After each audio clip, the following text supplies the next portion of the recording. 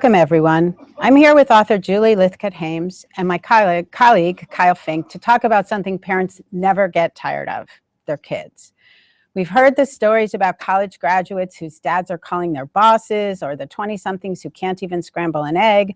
There are a lot of millennials, the kids born from about 1980 to about 2000, who've been so coddled, they don't seem to know how to be adults. They're not sleeping, they're using drugs to get A's, and they're desperately searching for a competitive edge. Julie has written a book called How to Be an Adult, and Kyle works with high school overparenting of the way adults are treating their investment, their children, to put the least pleasant spin on it. But it turns out that helicopter parenting is no joke to the kids either. Julie was a dean of freshmen and undergraduate advising at Stanford University, so she's had plenty of experience with this generation. And as the mom of two teenagers, she has her own experiences to call upon. So let's get started. Please feel free to tweet us your questions using the hashtag AskLATimes on Twitter. Julie, you write that you don't doubt that children, and I use that word to mean people of all ages, are grateful for what their parents. First of all, Mary and Kyle, I want to thank you for having me. Of course. I hear a little bit of an echo. I'm going to try to turn down my volume slightly, if that helps. I think what you've pointed to, Mary, is what alarmed me the most as a college dean and made me want to write How to Raise an Adult. It was the fact that so many of my students who were 18 to 22 years old weren't rebelling against all of this over-involvement by their parents. They were actually quite grateful. If you think about it, who wouldn't be grateful to have a better educated, better connected person or two on either side steering you down a path?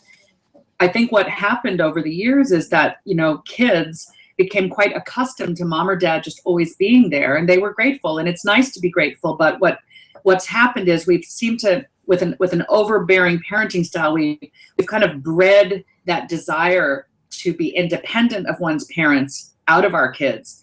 And that turns out to be quite problematic for them existentially, psychologically, and in terms of the practical capabilities they're going to need to have in college and the workplace. Did you see that in your own household? Absolutely. My aha moment that I was one of the very parents I was so concerned about, that moment came for me in 2009.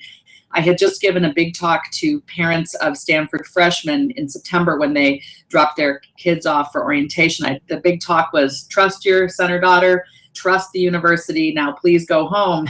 And then the next night I went home to my own kids. They were 8 and 10.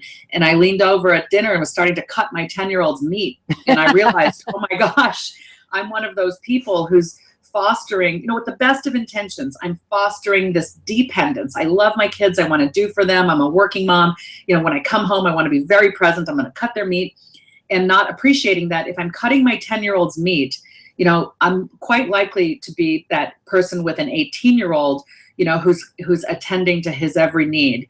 And I saw the link then. It was very humbling, and it allowed me to have a lot of compassion for parents who are just trying to do the best, but who've gotten a bit misguided about what our long-term. So I was born and raised in Manhattan, New York City, and I was lucky enough to have this saying growing up where my parents would always tell me, Kyle, we want you to be uncomfortable, but we don't want you to be unsafe. So, what did that mean in the kind of day-to-day? And for me, it meant that, they said, if you want your tuition paid for, which I did, you have uncomfortable moments. Interesting. So your parents were pretty focused on your success. Yeah, you could say that. And what do you think that meant for you? And what was success? That's a tough question, because I think that what success in their minds was that they had both been extremely successful in their professional lives. So there's definitely an expectation. So, you talk about going to college as something that's expected, and not something that's really optional, but something that, you're expected to do this. I think I was lucky enough where they said, find your passion, whatever that passion may be, and we're going to help support you to go as deep as you possibly can in that one or two passions you might have. Julie's, the subtitle to Julie's book is Break Free of the Overparenting Trap and Prepare Your Kid for Success. And that strikes me as Kyle spoke, in an interesting way about the notion of success. Of course, we want to prepare our children for success, Julie, but isn't that part of the problem too? Yeah, I think, first of all, Kyle, big props, mad props to your parents, because they nailed it. You know, that's exactly the right approach. We want you to be uncomfortable, but not unsafe. They knew that they had to push you out of your comfort zone in order for you to become the thriving, competent, confident adult you are. So I couldn't have put it better myself. I'm glad you said it, and I hope your parents watch this interview and see that you know, you're saying that about them. Yay. Success. So yeah, these days in communities of sense of the professions that equal success, equal title, power, money, prestige. And in my view, that's just way too narrow a definition. If we stand back, and that's a successful and meaningful life, and to pay their own way by doing work that is, as Kyle said, you know, in furtherance of what they're passionate about, you know. So when we can find, you know, a sense of what am I good at, what do I love, what do I value, and then understand there are job opportunities, career opportunities that lie at the intersection of those things, that's the direction in which we want to steer ourselves.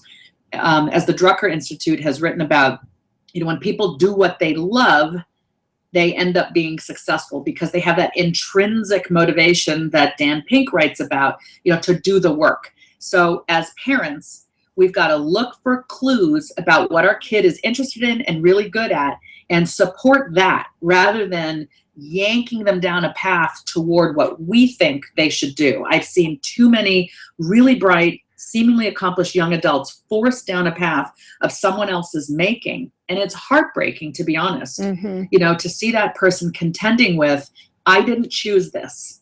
And they seem, you know, they want this for me, and maybe they won't love me if I don't pursue this. It's, you know, it's not the greatest tragedy in the world, but it's pretty difficult to see a young adult experiencing that. It's interesting, you know, this definition of success is my children are 19 and 22, so they are somewhat launched. And it's interesting to me that from the time my children went to school, parents would say, oh, what I really just want is for my child to be happy. After this much time, I don't really buy that. They want them to be happy within a certain parameter.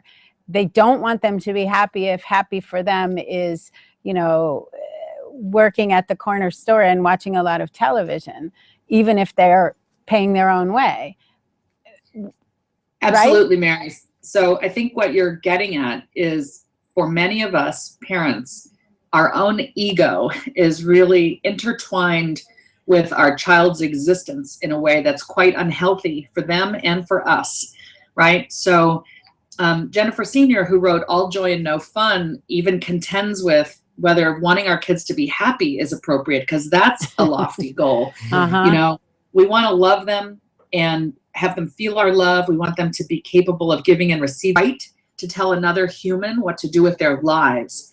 You know, too many of us really feel that our child is our masterpiece, which is incredibly arrogant. And boy, our child feels it. Then they feel that, and it should be no surprise that psychologists are increasingly saying kids who've been, you know, overparented in this way have higher rates of anxiety and depression. What do you see among your friends, Kyle, in relation to what Julie just talked about? And to piggyback off Julie's point, so I went to Middlebury College, which is a small liberal arts school in Vermont, and we saw, and I worked in the newspaper, and so we were constantly covering this, you know, a minor crisis of mental health issues for students who, you know, were you know, overparented or maybe sheltered or helicoptered or wherever, you know, the word might be, come in and really kind of have a culture shock of their own. So not being able to, you know, really cope with anxiety, stress, you know, everything from, you know, binge drinking to stimulant, because we're constantly on this treadmill to higher education that we don't seemingly have the controls to stop. And so kind of that ability to push the pause button is really kind of important. And college, there was you know, completely on the other end of the continuum in terms of what you shared with your parents, right? Now we're in this sharing world where if I had ever gotten drunk, if it had ever happened. My parents certainly weren't going to be the ones I told about it. I think now parents know everything that goes on, feel they must know everything that goes on, so they have all these entry points to jump in and boss their kids around in ways that just didn't occur previously. There's a question for you from Donaldo Escobedo, and I hope I'm pronouncing that right. He said, can you convince my parents that it's okay to let go? I'm 6'1", and my mom still treats me like a baby. So talk to his mom. How old is Donaldo? He doesn't say. He doesn't say. Well, I could give a little bit of background. So, so Donnie is one of our interns here for the High School Insider program, which I work for. So I can say that I think he's 17. He's going off to college now. And the advice I guess I would have for Miss Escobedo, which I think Julie might be able to be more helpful in this, but that he's going to college in Florida. So this separation is going to happen, right? And so once we get past that, then the question is, what's the most productive way to do it? How can we keep this? How can I be the most supportive mother that I can be while knowing that my son is 2,500 miles away? And so, you can. Great, Donaldo, thanks for the question and congratulations. I hope you have an amazing time in college out in Florida.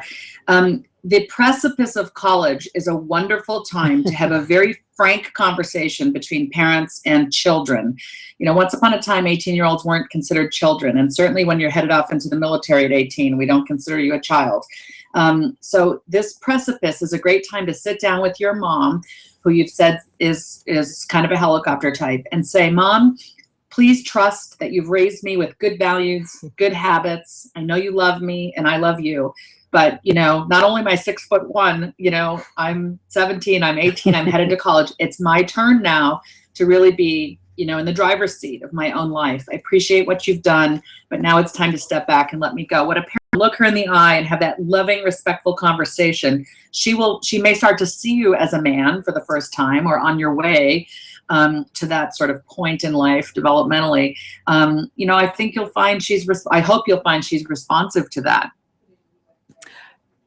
One of the interesting things in your book, you said something that I thought was maybe the saddest thing I read, which was quoting someone to some extent that reflects this idea that overparenting works to some degree. Those kids get high SAT scores. They have 4.0 GPAs. They have college counselors. There's some measure of class in that.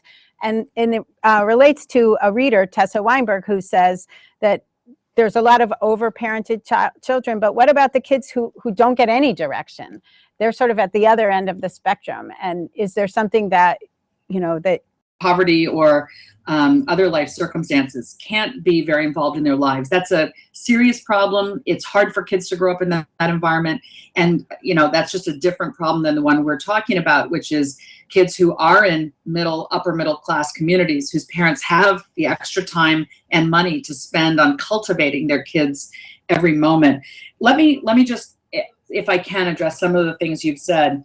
The Sound have the Yale degree. I think it is so irresponsible for us to play with our kids' mental health like this. This goes back to the narrow definition of success. University of Arizona, which was the other school mentioned in that quote, is a fantastic school, and a fantastic education can be gotten there, as at Middlebury. Too many parents, have this narrow sense, thanks to U.S. News and World Report, that there are only this many schools that matter, and it's just inaccurate. There's a fantastic undergraduate education to be had at a couple hundred schools in this nation. If we parents can widen our blinders and dare to look a little bit farther beyond the biggest brand names, we'll find there are great colleges and universities and community colleges that can offer our kids a fantastic education. So we've got to widen our blinders. Mary, you said it looks like overparenting works in that kids get higher grades and scores and they end up at the brand name schools. The trouble is they have tremendous psychological harm if they've been overprotected, overdirected, and handheld too much toward getting to that, place of success. They end up unable to make their own decisions, cope with even the most minor of disappointments. They don't know how to chart their own path. They are exit undergrad. And I went to Harvard Law School. I'm from these places. They're magnificent places, but there are plenty of other magnificent places. And I want my 14-year-old and 16-year-old to find a college, regardless of whether anyone has heard of it, that has great teaching and offers them a great education. And as an educator, I know that that happens at, hundreds of schools in this nation. And I think that we also, as we become looking at something of, maybe SAT scores aren't the most important thing to get into college, or maybe, maybe where the diploma is issued isn't the most important thing when you're hiring, right? Maybe it's life experiences, maybe it's something else. So how do we kind of change that traditional notion? I wonder if we can kind of play a role in that. Well, actually, Laszlo Bock is the head of HR for Google. And he's been interviewed recently and written about. Thomas Friedman quoted Laszlo in a column for the Other Times. And, Laszlo Bock said, I'm head of HR, and it's not about the quote unquote best people from the quote unquote best schools. It's what skills do you have? It's not about the brand name. It's what can you do? Are you a team player? Often kids who've been test prepped up the wazoo, to get to those places. Right.